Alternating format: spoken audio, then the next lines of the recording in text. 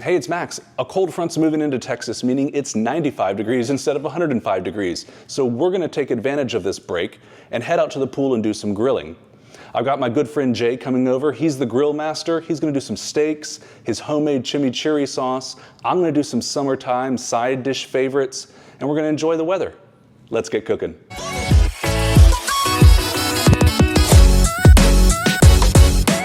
It's summertime, and that, in my vocabulary, means tomatoes. I went to the farmer's market and just picked up a variety of tomatoes. We're gonna slice them really thick, stick them on a platter, and then drizzle them with some herb oil from my garden. So I have here some beefsteak tomatoes, I've got some zebra striped tomatoes, and some yellow tomatoes. So let's go ahead and slice them up and get them on the platter. We're gonna start with the zebra tomatoes. So you can see, I've already cored these, and we're just gonna slice them along here, very simply. I'll stick these along here. And there's really no right or wrong way to do this. I really like when I slice these up because there's a lot of different textures and flavors and colors, and the guests can kind of pick and choose what they really want. And now that I have all my tomatoes sliced up, I'm just gonna go ahead and place them on this dish right here. It's as simple as just layering them on. And sometimes you wanna put big ones on the middle and some little ones around them. You just kind of wanna make a mosaic so that there's colors and textures. So I'm mixing them on top of each other and putting one down here and another, and you can tuck them above and below each other. There's really no right or wrong way to put these together. There you go. And I'm just mixing them around. It's a very simple process. This whole thing might have taken 2 minutes to put together. And now let's make a fresh herb olive oil from the garden, and we'll wait to dress the salad. So I went to the garden and got some fresh herbs. This is gonna go in our olive oil. So I've got really whatever you've got in your garden is gonna be fine with this. I've got some thyme here. It looks like I've got some basil, some spring onions. I've kind of cut these and cleaned them up a little bit. And I've got a small food processor here. So what I'm gonna do is really just jam all of these guys in and give them just a really quick blend. Now, the one thing I have learned is that you don't wanna add the olive oil at this point, because if you do that, the blades are gonna end up oxidizing the olive oil, and then it gives it kind of a bitter taste. So my recommendation is to really just kind of give these a rough chop in here, and then afterwards is when you wanna kind of mix in the olive oil. That also is gonna give the olive oil some time to kind of mix with the flavoring. So very simple, just in there. That's all we're doing.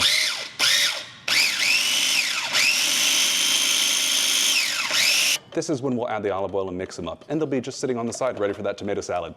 Tomatoes, pretty high on my list, but potatoes, even better. I've got a great recipe for air-fried steak fried potatoes, so let's get cooking with those. First thing we need to do, the full potato. We're gonna go ahead and cut these into big wedges. Now, starch, enemy of the crispy potatoes, so we wanna go ahead and rinse those. To get a perfectly cut potato, you're gonna go ahead and set it and cut it along the long side, and that's gonna give you a flat potato. It's gonna look something like this. Then you're gonna cut along and towards yourself, either direction, kind of in a V shape. And that's gonna give you potatoes that look like this. 3 perfectly angled potatoes. Now that you have all of your potatoes cut, you're gonna wanna throw them in a bath of water. That's gonna remove some of the starch and help them crisp up. Now that it's been about 5 minutes, we're gonna go ahead and drain these potatoes, transfer them to a wire rack, and let them dry out a bit.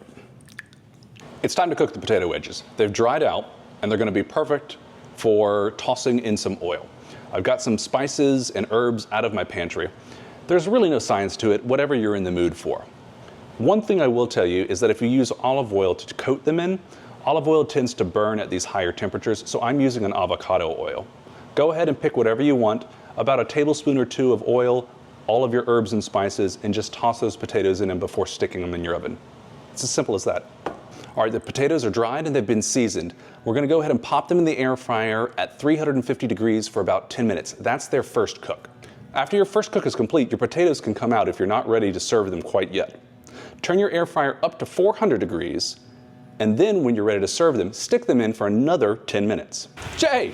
Max, good to see you, man. Good to see you too. Okay, so steaks on the grill, but we're doing something special. Tell me, what do we got in store? We're going to do some chimichurri sauce. Chimichurri sauce is an Argentinian salsa, generally made with garlic, flat leaf parsley, oregano, salt and pepper, olive oil, and vinegar. Today we're going to spice it up a little bit with some Fresno chilies. It's going to give it a little added kick. Put it on top of the steak. It's going to cut through that fat and give you a nice zesty, bright flavor in your mouth. Okay, Fresno's. Is that, you're a hometown California boy? You're bringing in the hometown flavor? You got to stay true to your roots. Okay, great. Well, let's do it. I'm excited to see what you got. Max. Jay, we're here. We got some parsley. We got some oregano. You're going to make us chimichurri. Talk to us.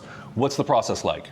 Well, we're going to do all of this by hand, Max. We're going to hand crush the garlic, chop up some Fresno chilies. We're going to chop up some oregano and some parsley. The idea is to get it as fine as we possibly can by hand, mix in the olive oil, and just make a nice chunky sauce. Okay, so you're just doing it all by hand in order to keep a consistency, or is there a method to the madness? Quite the opposite, actually. I want to have anti-uniformity. I want to have small to medium slices of pepper, so each bite will be a little bit unique. Okay.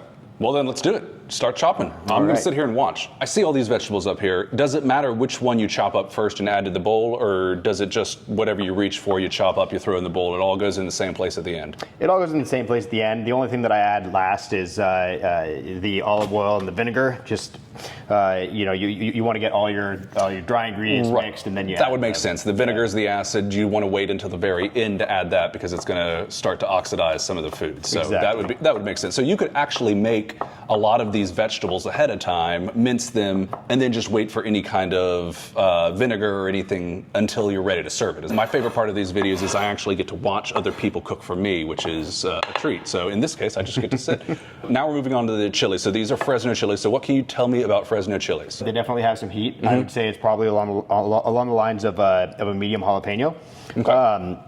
I don't like to add the seeds in. It can just get too hot for some people, so I'll take the seeds out. And then again, the trick is just to cut it as finely as you possibly can. Okay, so it's just a mince, just on the same size of the garlic. And the idea is that every piece of the salsa is roughly the same, right? Exactly. You're not ending up with like giant pieces of leaf here or garlic there, but you also don't want mush. Exactly. Jay and I became friends. We were actually fraternity brothers together, and we would sneak into the fraternity house's kitchen at night, and we would cook ourselves meals. We would be the only two. Everybody else would be out partying at night. Sure, you're supposed to tell anyone this. And we would cook ourselves like spaghetti and meatballs and sausages and like all sorts of food, and the other guys would come home at night. Before I put this last one in, how spicy do you and Alicia like it? We are spice fans, so okay. I mean, give it to us. We'll make it hot today. Great. Okay, so now we're moving on to, it looks like oregano. Oregano. What's the best way to do this? You just kind of strip it, right? Yeah. So I'll give you a hand here. And so if you take it, it's just like any other herb. You just kind of pull it against the leaves, and that pulls off all of the leaves for you. And so if you get it right like this here, and you just pull against it, you're going to get all of those leaves right off. And that makes it very easy to mince afterwards, right? It's parsley time. So we've got all these things stacked up, and same thing, mincing it up. Okay, so as you're chopping this, does it need time to marinate, or can it be done like right as the steak's coming out? Do you recommend having it sit for an hour? What does it look like? I would recommend having it sit for at least an hour. An hour. Let those flavors really marinate. Combine the olive oil, salt, pepper, and vinegar, right? Like, do you have measurements for those, or does it go anywhere? Usually, are you eyeballing it at this point? I generally eyeball it. Okay. But this is my kind of recipe, right? So what do we got? Some cracked pepper. Fresh cracked black pepper.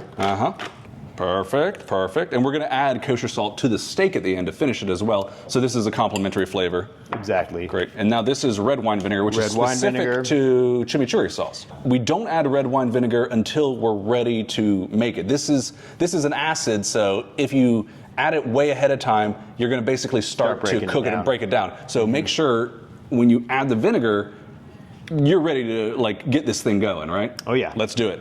And good olive oil, extra virgin olive oil. This isn't the time that you want to skimp on olive oil, because this is going to be an uncooked dish that you're really going to feel those flavors come through, smell the olive oil, and get the aromas, right? Precisely. I mean, and you're taking the time to cook that great cut of meat, so use the good stuff. Use the good stuff. Okay.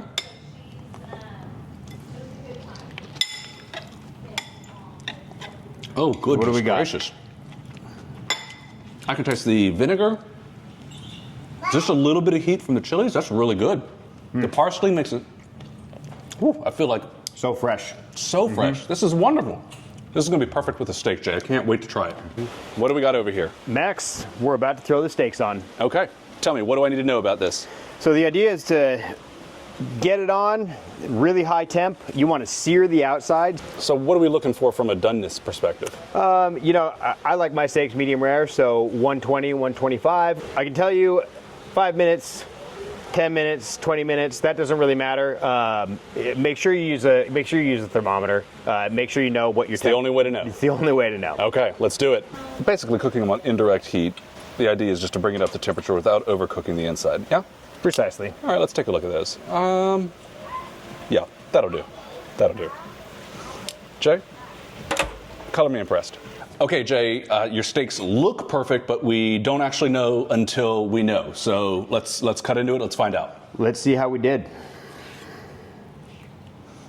Yeah, that is a perfect medium rare. That is something you should be proud of.